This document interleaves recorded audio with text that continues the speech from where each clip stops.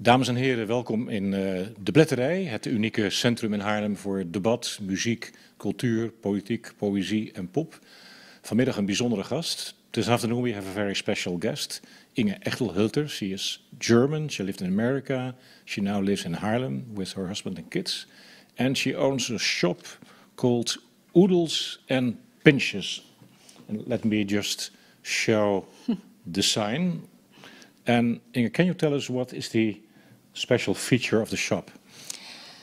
So Oodles and Pinches is a zero waste shop here in Haarlem on the Kronjestraat. And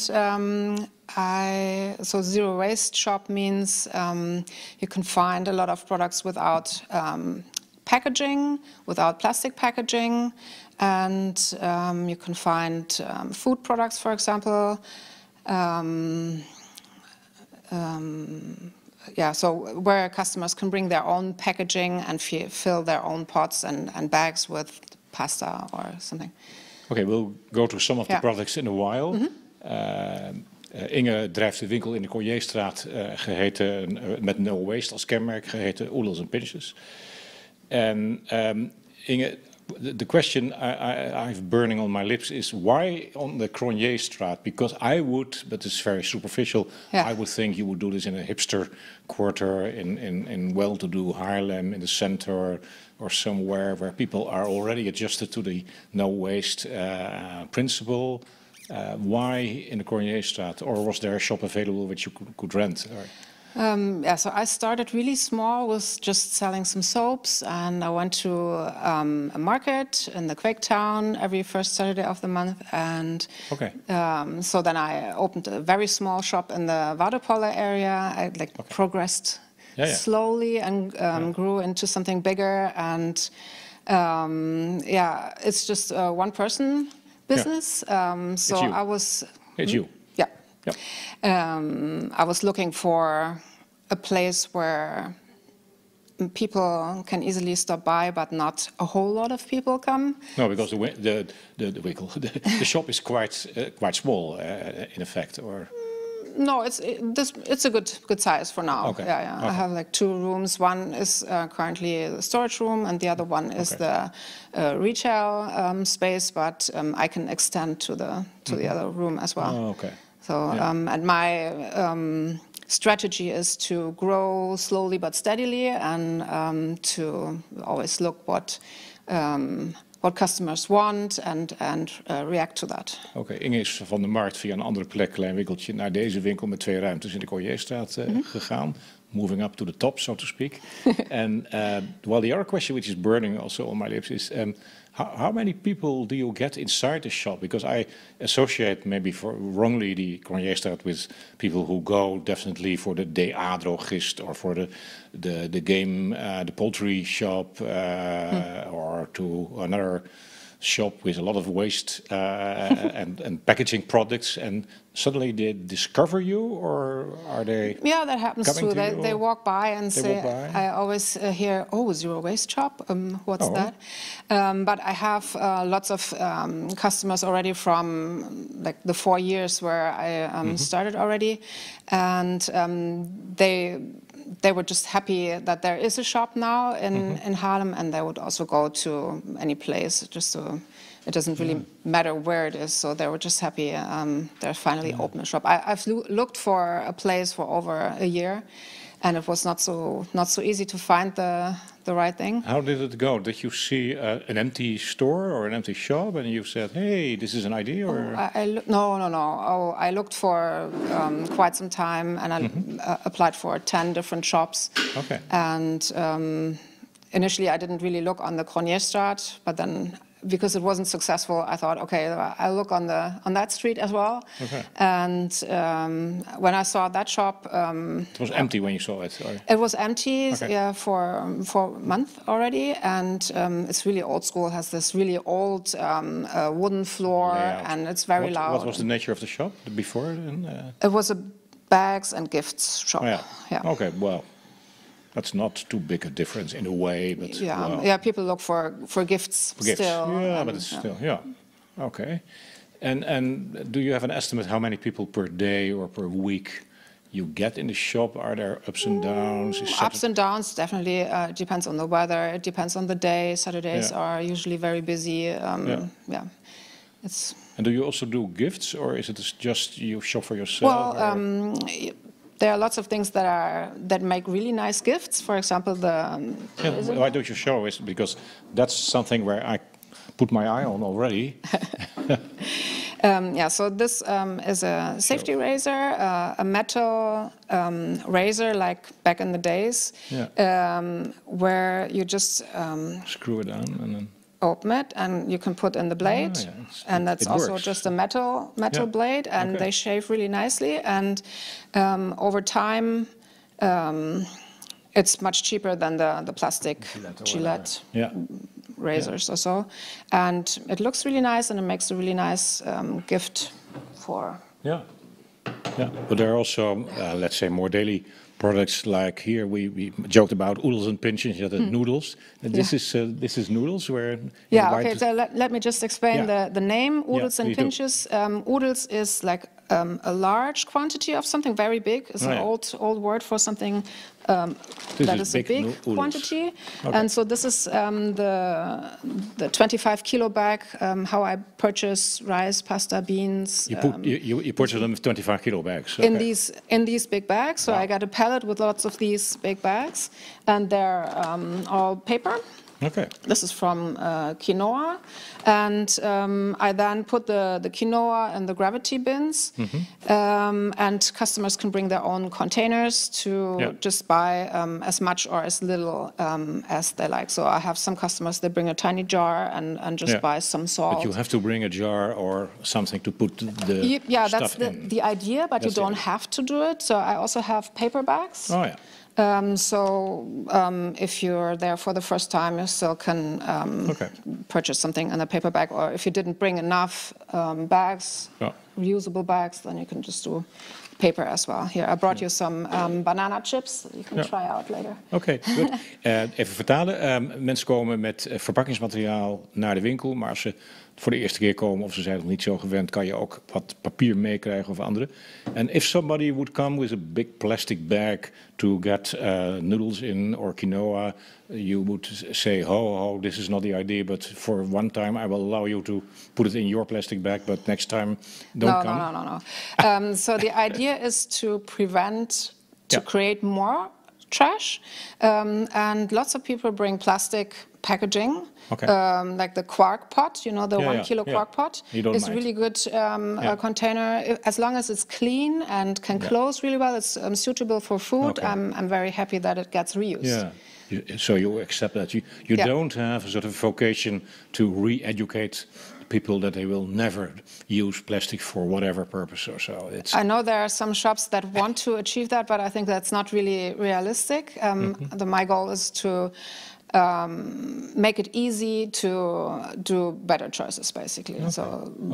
If it's a Tupperware container that works best for you, then that's good for me.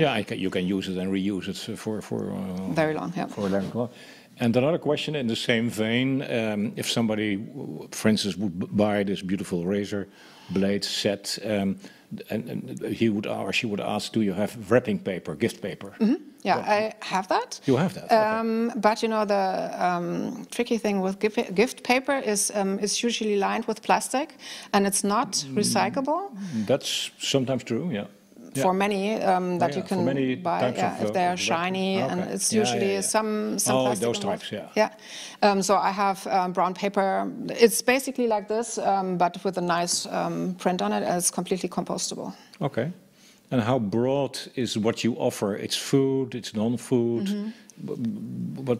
How broad is your assortiment, as you say in Dutch? It's like I try to offer a good variety of the things that people usually use during everyday living at home and on the way, like toilet paper. I have, even that. Plastic-free toilet paper that's recycled or from bamboo.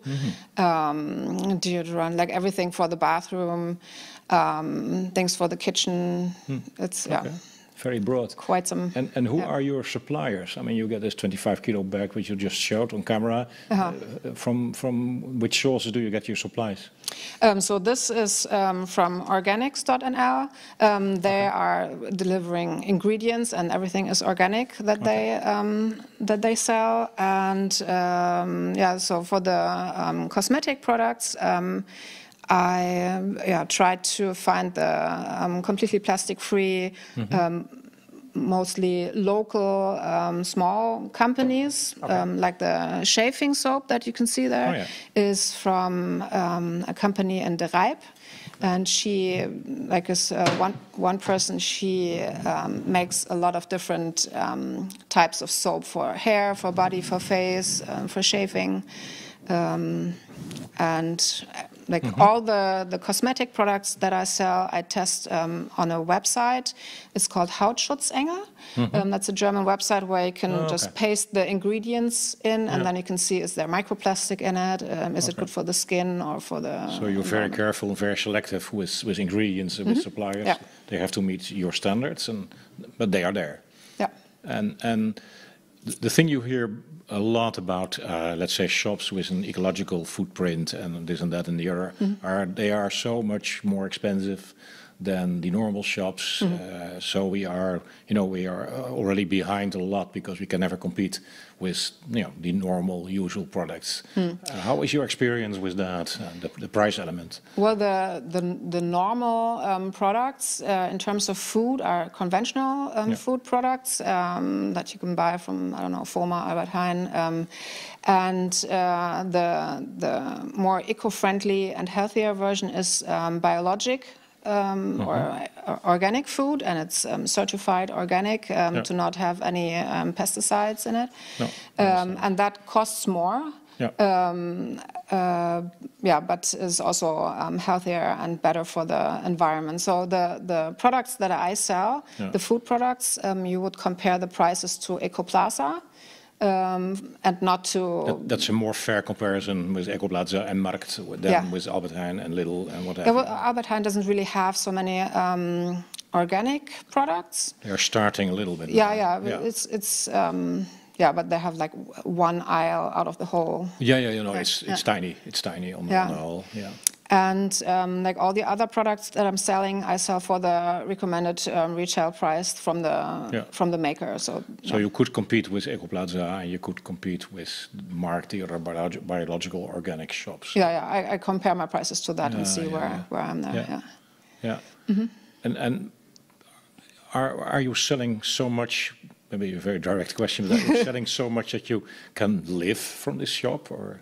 No, not yet. See, I opened in August last year, and there was a lockdown, and of course, first few months until February, it was up and down. It's tricky, And I'm only one person, so the opening hours are not extensively, and it has to get known, and it's developing more and more, but it's not that I could live from it. It's not big quantities yet, of course. And when you have a sick child at home and your husband is not able to take care of the sick child, you go home and you lock the shop. Eh? That's it. Exactly. People get angry about that, or have you experienced understanding? Not angry, but it's hard to understand sometimes. Also, if something is out of stock or so, it's hard to understand. But it's a small company, and sometimes things are not available, or I'm not available. But I hope, like, over time it will grow more, and then maybe someone else can work with me there. I have someone who volunteers on a Saturday. Yeah, I was just suggesting. I wanted to suggest that you get a volunteer for the busy day on Saturday or so. I have that since quite some time. She's really very interested and eager to help and doing a great job. It's very helpful. Would be nice. And you get some publicity in the Haarlemmers Dagblad and now in the famous Plätterij series of interviews. That's also very helpful. Tell me a little Inge, about your life. If I recollect correctly, it's Düsseldorf, Oregon, Haarlem. Or more or less the environment of Düsseldorf. A nice tour through the world. Düsseldorf? Yeah, it's even more than that. But yeah, I lived in America 10 years, I would say, before I came here. I'm here since 4 years. I have 2 children and a husband, and the kids speak English, Dutch, and German. Wow. And you speak German and English and try to learn Dutch? Well, I'm speaking Dutch every day in my shop, but I would really like to know what they think about my you need a panel colorful mix of 3 languages. We understand each other, but it's not very good yet. So I in my previous work experience, I'm a project manager for IT. Projects for e-commerce. That's quite a different way of living. I worked like in e-commerce projects for Levi's and. That's what you did in Oregon. In San Francisco. San Francisco. Okay. Yeah, and stuff. That's quite a change. Yeah. Is this a vocation? True. Is this a hobby, or is this accident, incident? No, it was not an accident. I discovered how much. Like trash I'm creating in my daily life, and at the same time I wanted to spend some time on making good changes. Like I wanted to volunteer for ocean beach cleanups and stuff like that, but I didn't have the time. Make the world a little better. And then I discovered that if I change what I buy, then I'm already making an impact without having to clean up somewhere. So like I prevent the stuff, and then that's true. I thought going to the supermarket was such a terrible thing for me for a while because everything was so packaged, especially in America. And then I just discovered zero waste lifestyle, and I thought, oh, that's really nice. Do you go to the Albert Heijn for the things you are not selling yourself? Yeah. And FOMA, I mean, I don't sell everything that we eat, but I try to develop my business into the area or into a space where more and more I can replace packaged stuff that I buy somewhere else. Have you given thought to moving to Amsterdam, because Amsterdam is much bigger, and of course maybe more people are conscious of the zero waste lifestyle concept and so on? Or do you think there's in Haarlem enough, let's say, basis to run a shop like this? You know, in Amsterdam there are 3 or 4 shops like this. Yeah, you would not be the first one, there. No, it's just like I'm in Haarlem, and actually when we decided to move to the Netherlands, we picked Haarlem on the map and decided that's the place where we wanted to be. Just like on the map, we were in Guatemala. You did not know it before. Exactly. Okay. We were in Guatemala traveling for a year, and then we decided, okay, it's time to settle down somewhere. And then basically we picked Haarlem on the map and thought that's the place, and also thought about opening the shop here. And And why the Netherlands? Because we are a friendly country with nice people, or? From a German perspective, the Netherlands are more advanced in sustainable projects. I guess so. But like when I talk to my customers in the shop, it's always that the Dutch people have the impression of Germany. It's really interesting. Yeah, they think Germany is much further, has more projects like this. But that's a wrong assumption. It's a wrong image. Maybe because Germany has so much affinity with nature and natural it's also living. Bigger, right? There can be more eco-friendly shops because it's just more people there. Ik heb even aan Inge gevraagd waarom ze naar Nederland is gekomen. Dat is een mooi verhaal. Ze woonde in Oregon, Amerika, trektocht door Guatemala, kaart opengeslagen, Nederland en dan Haarlem. Ja, zo eenvoudig kan het zijn. But you could have gone to Denmark or to Copenhagen as well, probably. That would be a sort of nice alternative. But I mean, you are here, so we are glad you're here. And what is your business plan for the coming 5 years? Or is that a too serious question? I'm not going into this with a large, drawn-out plan. No. It's more like, agile software development is you develop step by step in small sprints and grow according to what the needs are or the requirements are. And that's how I like to do it as well. Yeah. But do you also want to create your own products, or will you stop at importing them or getting them from suppliers? Well, I would like to make soap.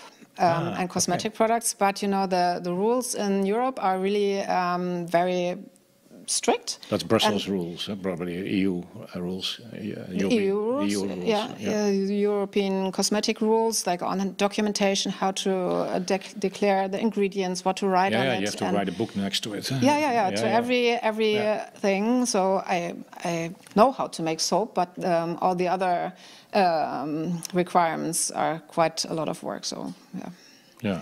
So before you can make soap, and you need a place to make it and so on, and you need the ingredients. So that would be a sort of dream for over a few years or so. But I'm not in a rush. I have a lot of things to do. So and the shop is big enough for the moment, for the foreseeable future. The shop is big enough in the Kroonjestraat. There's a lot of room for development in that shop, and then I can see. Can you show us some more products? Because we have gone through the noodles, and we have gone. This was the. There's some banana chips. Banana chips. This was razor blade. This was the. So this is soap. What is that?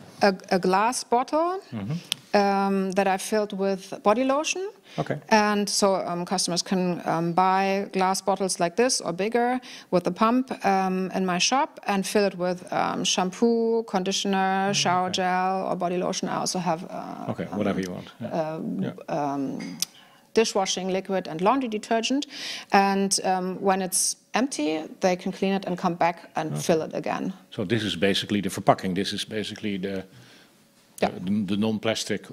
What is the material? Is it? That's glass. It's glass. I also have plastic bottles because, like for example, in the shower, you don't want to use a glass bottle sometimes. Because it can fall. Or it can fall. You have kids. You don't feel comfortable with glass in the shower. That's a special type of plastic, I assume. It's PET, like the one from the Coca-Cola bottles or something. That's good, recyclable. So then this is a deodorant that's in a cardboard tube. You just push up like this. And so that can be. But it can't be too wet, because then the hardboard gets probably will not stay as it is. So it needs. Well, you don't make it wet. You don't take it under the shower. No, exactly. It's you just need to keep it dry. And the same principle is this one here. Is a sunscreen thing. You just like a stick of sunscreen that is reef friendly and plastic free. And sorry, here chewing gum. Chewing gum. Okay. Yeah, so that's non-plastic chewing gum. I think that's really interesting. It's not only the packaging is plastic free, but the gum itself. The gum itself is plastic free. So that means it's made from tree resin.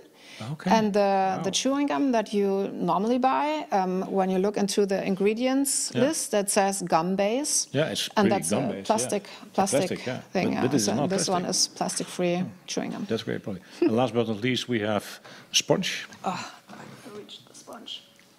There's 2 layers. So it's also made from wood. This piece is made from wood cellulose, and this is coconut. Vessels, right? Wood and coconut. Okay. And it's home compostable. Okay. All the sponges for cleaning that you normally buy are made from mineral oil and are not compostable. Yeah. And this is compostable. And also not recyclable. And this is like. So meaning that we can make a lot of progress with daily products if you think about them and if you buy them consciously. Yeah, that's your message, I get. Yeah, and I like that you don't have to on one day switch out everything and be super eco-friendly and do no waste at all. You can like go steps on the way and see what you like, what you actually need, what you can replace, and if it works for you, you look for the next thing, and then over time. The total gets. Because the Dutch government, like many governments in the EU, are also very busy developing on a national scale these plans to do away as much as possible with single-use plastics. Like if you go for a coffee at the railway station, if you bring your own let's say, your own thing, you fill it up, it costs you 20 cents less than the plastic. So probably you are also a strong supporter of those national policies. Oh yeah. I think that's actually great that they're doing this. Like also the single-use plastic ban from like last year, where they basically banned the little stirrer labels for the coffee. Now it's all wood. It's all wood, and it's so simple. Yeah, but there were a lot of these things around in the environment, and it's I think they banned like the 10 most common found plastic types from the beaches. And I think that really helps, and that's necessary, definitely. Yeah. And now the inevitable question, and you already partially answered it: how strict are you yourself in applying waste? I mean, that's a good. Yeah, that's a good question. It's not very funny, of course. But do you have a car? Do you eat meat? Do you have plastics in your home? How fundamental are you? In the beginning, when I discovered zero waste lifestyle, I really tried to do everything possible to not create any waste, and I tried to be 100% vegan, and But I got so stressed that I thought that can also not be the solution. No. And then I thought, okay, I will just do it step by step and relaxed as much as possible, but I don't want to go crazy about it. So I still do as vegan as possible, but I eat meat, but not like I did in the past. No, you eat less meat, but you call yourself vegan. Or you try to do as much as vegan? As much as possible. Oh, that's an interesting practice. But it's not like I'm forcing myself to do it, or plastic, right? It's quite hard to survive without plastic packaging in the moment. But I can do a lot of good changes. So like every time I buy something, I think about it. Is there a better alternative? So I'm not expecting from me or from someone else to do to be super eco-friendly and leave no trash at all. I think that's not the goal. No. Yeah. And if a friend comes to you with flowers, maybe wrapped in plastic, you don't refuse the flowers. I'll make a face. You make a face. Yeah, but I'm still happy. Small preaching to do. But you see, I have in the shop, in the entrance area, there's a counter that tells us how many pieces of plastic were prevented by customers this year. So it's 4,600 from beginning of the year to now. Okay. Yeah. Wow. It's whenever someone buys 500 grams of pasta in his own or her own packaging, then it counts one more. Oh, okay. And do you want to cooperate, or are you cooperating with other comparable shops in Haarlem, or is this really the one and only no waste shop? I don't know of another shop in Haarlem. I know there are maybe 10 or so in the Netherlands. That's not that much. It's not so much, and I know there are 500 or 600 in Germany. For such a big country. And there's a big group where we discuss things. That's a German group. That's a German group. And you are sort of associate member of that, probably, or or member. I'm just a member. Yeah. Are you already integrating in Haarlem society? Do you make Dutch friends, maybe through your children, those sort of processes? Because you're a foreigner, you're an expat living here in Haarlem suddenly, and then. No, there are lots of expats here. Well, I know many people from the shop and Dutch and from everywhere else also. Yeah, that's nice. Yeah. I don't live in Haarlem though. I live in Beverwijk. No, well, that's a region. We accept Beverwijk as part of the Haarlem area and part of the Haarlem region. And the customers, finally, are they coming back often, or do you get many single visitors? I have customers that I know since a couple of years already, and they come back and buy their muesli or the toilet paper. I have some really nice regular customers that always come back. Some come every Saturday to do their shopping, and nice. Others are once a month and get a whole large thing. Yeah.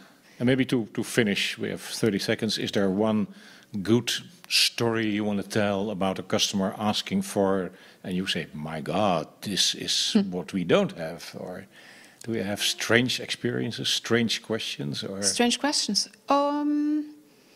If not, then not. That's no problem. No. The only thing that I want to say, like, what I really, really think is interesting, some people come in, like, it happens very often that they come in and think, finally, we have such a shop in Haarlem, and they're nice. so happy. Yeah. They thank me, and they're just very happy and supportive, and that's good. Really good. They're grateful you were there. Well, that's a very happy and interesting note to end on, Inge. Thank you very much for this wonderful conversation. I wish you, on behalf of all our viewers of the Petterij and people in Haarlem, wish you much luck and success. Wish you a nice endeavor and take care.